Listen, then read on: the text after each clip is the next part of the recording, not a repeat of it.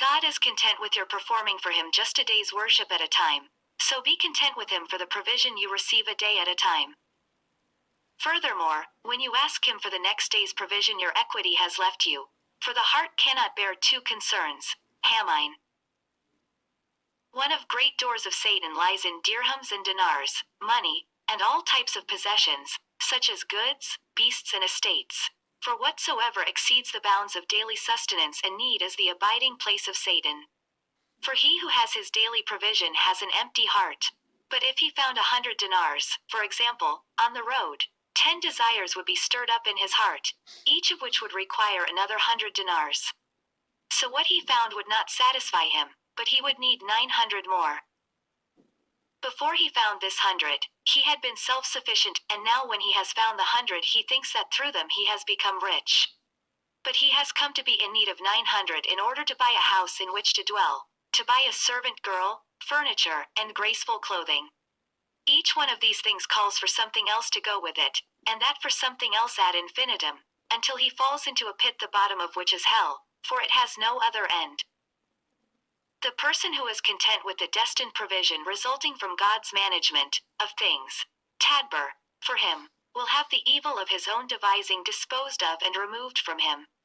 Thus, God will have returned him to a state of contentment, rida, with the divine decree, and rectitude, istiqama, in face of the unfolding of what is destined for him.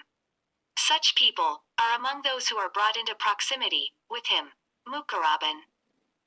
Tustari supplies numerous practical rules and guidelines for the spiritual life. Like many Sufis, he recommends fasting, seclusion and the night vigil, though. He also advocates silence. All goodness comes together in four things: an empty stomach, seclusion from people, the night vigil, and observing silence. He describes hunger as one of God's secrets and states, God, exalted as he, created the world and placed knowledge and wisdom within hunger, and placed ignorance and transgression within satiety. Apart from these particularly rigorous disciplines, Tustari generally advocates a simple life for aspirants. He warns against four traits that will prevent the aspirant from attaining anything. If he likes to eat tasty food, dress in fine clothes, see his commands executed and his possessions increase. It is that you should let your food be barley, your sweetmeat dates, your condiment salt, your fat yogurt.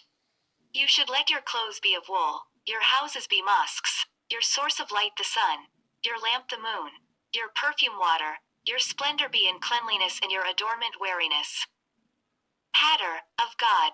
Moreover, you should let your work consist in being content, irtida, or he said, contentment, rida, your journey's provision, zad, be piety, your eating be at night, your sleep in the day, your speech be remembrance, dicker, your resolve, sama, and your aspiration, himma, be for contemplation, tafakur, your reflective thought, nazar, be to take example, ibra, and your refuge, malja, and the one who helps you, nasir, be your Lord. Persevere in this until you die. Act only for God and being concerned with none other than him. Provided that man obeys God in every respect, the lower soul will obey its master, as everything in the world will obey the one who has completely surrendered his will to the will of God. When love possesses the soul, it curbs inclination so much that the lover is not blessed with anything other than his beloved.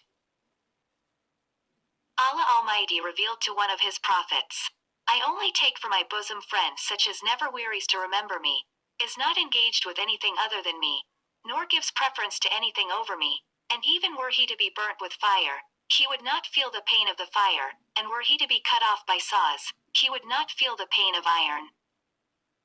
Allah Almighty revealed to David, peace be upon him, the closest in love to me is a servant who loves me without expecting any gift to receive from me, but rather gives the Lord his due estimate. According to the Psalms, and who is more wrongful than a servant who worships me for paradise or hell? Had I not created paradise or hell, would I not have been worthy of worship?